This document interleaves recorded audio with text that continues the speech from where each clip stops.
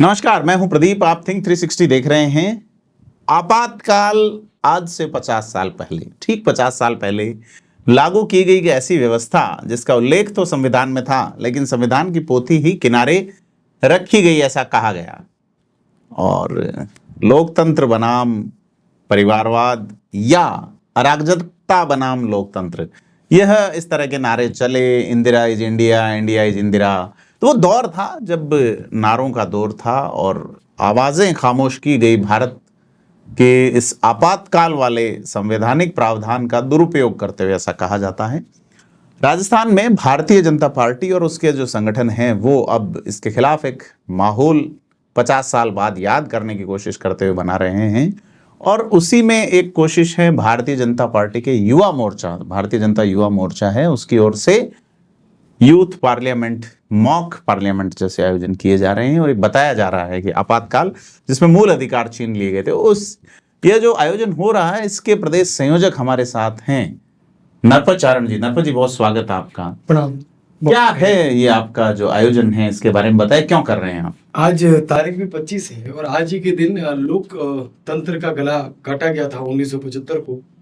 तो हमारे जो श्रेष्ठ नेतृत्व है, आदरणीय मदन जी भाई साहब, आदरणीय अंकित जी भाई साहब और हमारी श्रेष्ठ पूरी कोर जो कमेटी है, उन्होंने ये तय किया और राष्ट्रीय नेतृत्व ने ये तय किया कि जो लोकतंत्र का गला काटा गया, उस लोकतंत्र के गले को, मैं खुद युवा हूं तो मुझे नहीं पता कि उस समय क्या परिस्थितियां रही थी, तो उसका पूरा एक पैराग्राफ बनाकर एक युवा मोर्चा को कार्यक्रम दिया गया, मार्ग पार्लियामेंट।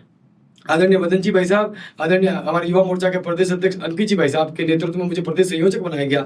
जब मैं आदरणीय अध्यक्ष जी से मिला तो अध्यक्ष जी ने कहा कि इसमें 35 साल की उम्र तक का जो युवा है, जो भारतीय जनता पार्टी युवा मोर्चा से नहीं जुड़ा हुआ है, सिर्फ वो राष्ट्रवादी विचारधारा रखता है, उस व्यक्तियों का रजिस्ट्रेशन होगा।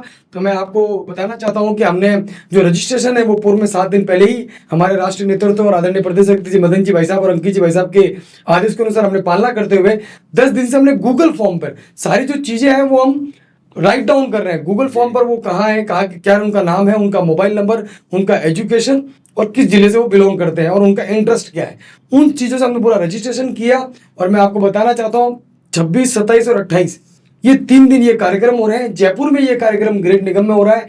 सिर्फ वो जो 80 लोग जो इस कार्यक्रम का हिस्सा होंगे, उनके साथ में हमने दर्शक दीघा भी बनाई है कि वहां आए और लोग ये देखें कि पार्लियामेंट कैसे चलता है, कैसे उस समय लोकतंत्र की हत्या हुई। और उन युवाओं को, जो आज की युवा पीढ़ी है, आज आपको बताइए कि जो विपक्ष में दल है वो हमेशा भाजपा पे या भारतीय जनता पार्टी की सरकार पर ही आरोप लगाती है, तो शायद उन्होंने अपने गिरिबान में कभी झांका ही नहीं, क्योंकि भारतीय जनता पार्टी या भारतीय जनता पार्टी की जो सरकार है वो तो राष्ट्र को प्रथम रखने वाली सरकार है।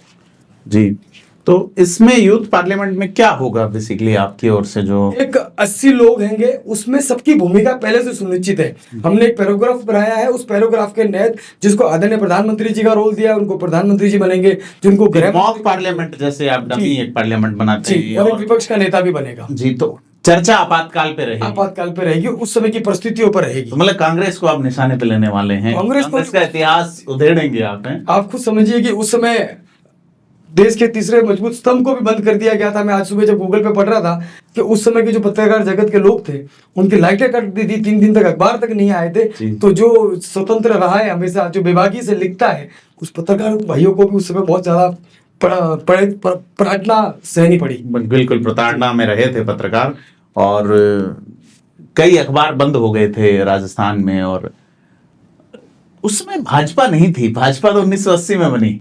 नहीं, पर हमारे विचार परिवार थे जी, हमारे विचार परिवार के लोग थे, हमारे विचार। और तो वो जो लोग सारे लड़े, चाहे वो समाजवादी रहे, कम्युनिस्ट रहे जी, क्या सोचते हैं वो लोगों को भी आप स्थान देंगे?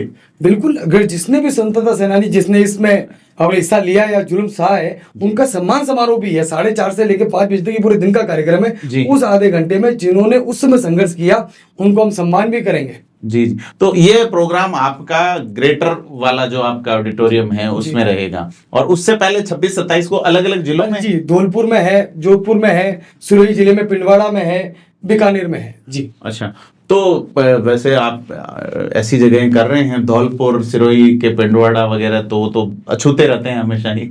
नहीं, ऐसा नहीं है, छूते रहते कार्यक्रम सब होते हैं, पर ये हमने सोचा है कि वहाँ के यूथ को पकड़ा जाए जहाँ थोड़े एजुकेशन की हमारी कमी रहेगी, क्योंकि मैं खुद आबू पिलवाड़ा विधानसभा से आता हूँ, तो मुझे लगता है कि वहाँ के यूथ को, क्योंकि बॉर्डर करीब है, धौलपुर है, तो यहाँ के यूथ को पता चले और वो चीजें बाहर आए। जी जी।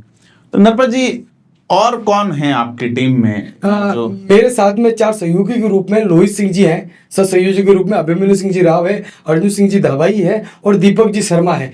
इसके बाद हमारी जो कार्यक्रम हो रहे हैं, जैसे धौलपुर में हो रहा है, उनकी एक टीम है, अर्जुन जी है, पुष्पेंद्र सिंह जी है, बीकानेर में हो रहा है, मन्नत जी है, उनके साथ एक टीम है, पिंडवाड़ा में हो रहा है तो गोपाल जी माली है, भरत जी भाटिया है, पृथ्वीराज सिंह जी है, कल्पेश सोनी है। ऐसे हर कार्यक्रम की हमने एक टीम 4 कमेटी बनाई है। जी जी। तो इसमें यह जो 80 लोग यहाँ बोलेंगे, जी। यह कैसे सेलेक्ट किया आपने? ये हमने खुद गूगल फॉर्म डाला, उसमें गूगल फॉर्म करके आपने जी, छांटे लोग? उसमें 250 से 300 लोग आए, उनका इंटरेस्ट जाना कि जी। उन्होंने इंटरेस्ट, उन्होंने, हमने ये भी देखा क्या उन्होंने कभी भाग लिया ऐसी चीजों में, क्योंकि हम चाहते हैं जब आप भी वहां पधारेंगे, बाकी सब मेहमान भी आएंगे, तो उनको ये दिखना चाहिए कि इट्स लाइक मॉक पार्लियामेंट। और मैं धन्यवाद देता हूँ आदरणीय मदन जी भाई साहब का, अंकित जी भाई साहब का, कि मेरे जैसे युवा को चुना, क्योंकि मेरे लिए भी नहीं, पूरे देश भर में, मैं आपको जानकारी में लाना चाहूंगा, सिर्फ 100 कार्यक्रम है। आदरणीय राष्ट्रीय अध्यक्ष जो हमारे तेजस्वी जी है और जो हमारे इस कार्यक्रम के प्रभारी है विशु जी, उन्होंने कहा कि पूरे देश भर में 100 कार्यक्रम है, उसमें से 6 कार्यक्रम राजस्थान को मिले।